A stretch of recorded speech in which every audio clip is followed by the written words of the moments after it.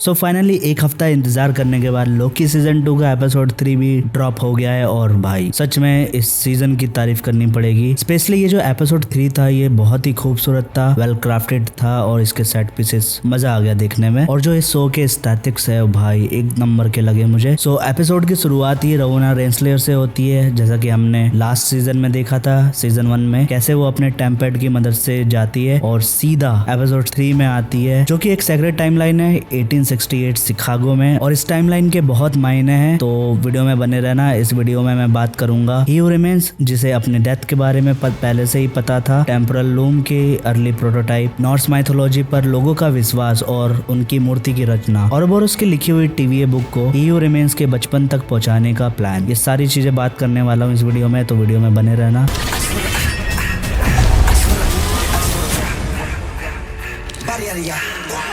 सबसे पहले मैं बात करना चाहूंगा जोनाथन मेजर की एक्टिंग के बारे में। भाई जबरदस्त है ये बंदा, क्वांटमेनिया में भी जबरदस्त इसने अपना रोल निभाया था। इवन लोकी के सीजन 1 में भी बहुत ही जबरदस्त एक्टिंग करी थी। और विक्टर टाइमली का जो कैंग वाला वेरिएंट इन्होंने पोर्ट्रे किया है वो भी जबरदस्त है, जैसा इसे दिखाना चाहिए था एज डम। इन्होंने पूरी कोशिश करी इसको दिखाने की, जो कि बहुत ही बेहतरीन लगा मुझे। और इस कैरेक्टर का स्क्रीन प्रेजेंस आपको बांधे रखेगा पूरे एपिसोड में। नेथानियल रिचर्ड यानी कि ही हू रिमेन्स ने पहले ही सब तैयारी कर ली थी। इफ समथिंग गोज रॉन्ग, यानी कि अगर वो मर जाता है तो उसके बाद का भी प्लान उसने एग्जीक्यूट कर दिया था मिस मिनट्स के साथ, जो कि हमें यहाँ पे देखने को मिला। और ये काइंड ऑफ एक लूप की तरह क्रिएट कर देता है कि इन केस अगर ही रिमेन्स को कुछ हो जाता है तो उसकी गद्दी संभालने के लिए एक बंदा पहले से ही तैयार किया जाता है। तो ये साइकिल चलता रहता है। और ऐसा कॉमिक में भी हो चुका है कि कैंग अपने ही स्मॉल वेरिएंट को पास्ट में जाके ट्रेनिंग देने लग जाता है, उसको सारी चीजें सिखाने लग जाता है कि कैसे आगे की तैयारी करे और भी ज्यादा कैसे शक्तिशाली से उभरा जाए। तो यहाँ पे भी हमें सेम साइकिल देखने के लिए मिला कि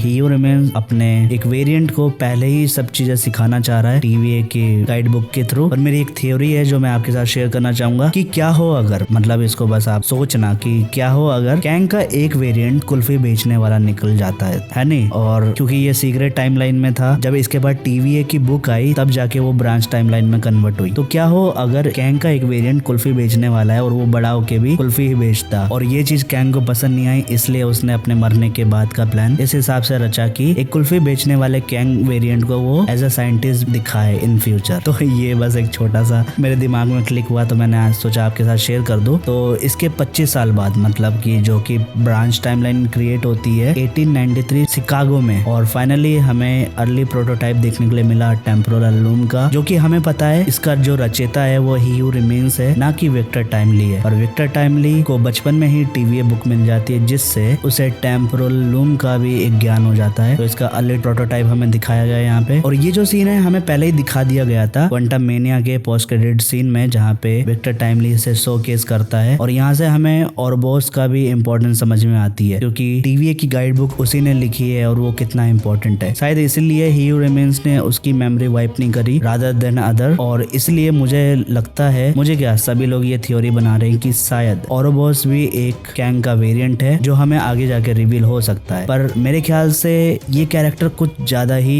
उससे भी बड़ा है। शायद ये कैंग का साथी होता है इन फ्यूचर में भी। तो ये सारी चीजें हमें क्लियर आउट होगी आने वाले एपिसोड्स में, और मैं कोशिश कर रहा हूँ सारी चीजें आपको जल्दी जल्दी एक्सप्लेन कर दूं। तो मैं एकदम डिटेल में नहीं जा रहा हूँ, क्योंकि मेरे एग्जाम्स भी आने वाले हैं, तो उसकी भी तैयारी करनी है। पर आगे के सीन में हम बढ़े तो विक्टर टाइमली ट्रेवल करता हुआ दिखता है हमें विस्कॉन की तरफ, जहाँ पे हमें फेरी व्हील्स देखने के लिए मिलती है। बहुत ही खूबसूरत नजारा है ये सच में। जब मैंने इसको स्क्रीन पे देख रहा था तो ऐसा लग रहा था कि खास अगर मैं उस जगह होता तो उस विजन का मैं लुफ्त उठा लेता। और इसी के साथ वो पहुंच जाता है अपने अड्डे पे, जहाँ पे वो आविष्कार करता है सारी चीजें। तो हमें उसके वर्कशॉप पे बहुत सारे प्रोटोटाइप्स दिखाए गए, बहुत सारी वॉचेस दिखाई गई। और यहीं पे एक छोटा सा प्रोटोटाइप हमें देखने के लिए मिलता है, जो कि मेरे ख्याल से ये टाइम मशीन चेयर है, जो कि हमें क्वांटमेनिया में ऑलरेडी देखने को मिली है। तो ये उस टाइप का थोड़ा दिखता है प्रोटोटाइप, और आगे जाके ये इसे बनाने में सक्सेसफुल हो जाता है। और कैंग के जितने भी वेरिएंट है वो इसका फायदा उठाते हैं टाइम में ट्रैवल करने के लिए। तो ये डिवाइस भी काफी जबरदस्त लगा मुझे देखने में। और अगर आप ध्यान से देखोगे तो आपको और भी डिटेल्स देखने को मिलेगी। प्रून स्टिक देखने के लिए मिलेगी, अर्ली प्रोटोटाइप रवोना के हाथ में। इस एपिसोड में मुझे एक बेहतरीन चीज देखने को मिली, वो थे स्टैचू। यहाँ पे हमें ऑडिन का स्टैचू देखने के लिए मिला, थॉर का स्टैचू देखने के लिए मिला, बाल्डर द ब्रेव का भी स्टैचू देखने के लिए मिला। और हमें अभी तक बाल्डर का ये जो कैरेक्टर है हमें देखने को नहीं मिला था, ऑल्दो ये भी थॉर का एक भाई है, जो कि जाना जाता है अपनी स्ट्रेंथ और तलवारबाजी के द्वारा। इस कैरेक्टर को अभी तक दिखाया ही नहीं गया था मार्वल यूनिवर्स में, और ऐसा सुनने में आ रहा था मल्टीवर्स ऑफ मैडनेस में ये दिखने वाला था, और उसके बाद इसको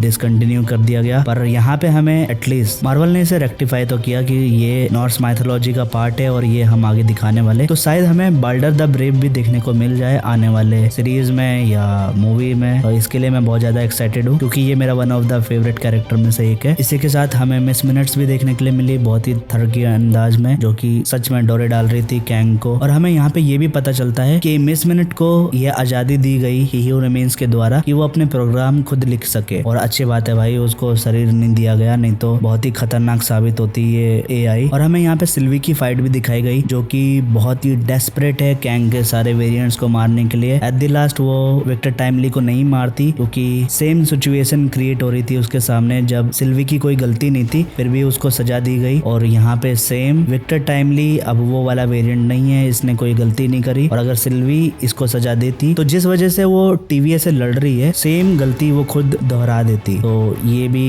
एक अच्छा ट्विस्ट मुझे देखने को मिला इस एपिसोड में। At the last रवोना and miss minute हमें देखने को मिली कैंग के पैलेस सिटाडेल में, और यहाँ पे मिस मिनट उसे बताती है कि उसके पास रवोना का भी एक सीक्रेट है, जो अगर उसे वो बताएगी तो रवोना को काफी गुस्सा आ जाएगा। तो वो सीक्रेट क्या है, ये सच में एक अपने आप में ही बड़ी थ्योरी है। अगर हम कॉमिक वाइज देखें, अगर मिस मिनट रवोना को बता देती है कि कैंग को उस पर क्रश है और इसी वजह से रवोना को अलग अलग मल्टीवर्स में बार बार जन्म लेना पड़ रहा है उसी के वजह से, तो शायद वो गुस्सा होए मे बी एक कारण ये भी हो सकता है कि ही हू रिमेन्स ने उसकी मेमोरी वाइप कर दी, क्योंकि हमने एपिसोड 1 में ही देखा था कि कैसे उन दोनों ने जंग लड़ी और रवोना की वजह से कैंग जीता, I mean he who remains जीता, या आप उसे पोलार्ड बोल लो। कैंग का हर वेरिएंट एक ही है, तो शायद इस वजह से रवोना गुस्सा हो सकती है, क्योंकि हमने ऑडियो में सुना था ये बात। तो हाँ, मैं आने वाले एपिसोड 4 के लिए बहुत ज्यादा एक्साइटेड हूँ। सच में एक हफ्ता वेट करना बहुत मुश्किल हो जाता है, पर क्या करे, लोकी है भाई, इसके लिए तो जान भी हाजिर है। तो हम वेट करेंगे अगले एपिसोड के आने का, और बताया जा रहा है कि एपिसोड 4 बहुत ही एकदम बेहतरीन होने वाला है। इसके आगे की जो स्टोरी हमें दिखाई जाएगी वो बहुत ही जबरदस्त होने वाली है। तो इस वीडियो को मैं यहीं बंद कर देता हूँ, मिलूंगा आपको किसी एक नई वीडियो के साथ। जाते जाते मेरी रिक्वेस्ट है, अगर आपने अभी तक इस चैनल को सब्सक्राइब नहीं किया है, प्लीज डू योर सपोर्ट, और हम जल्दी मिलेंगे एक नई वीडियो के साथ।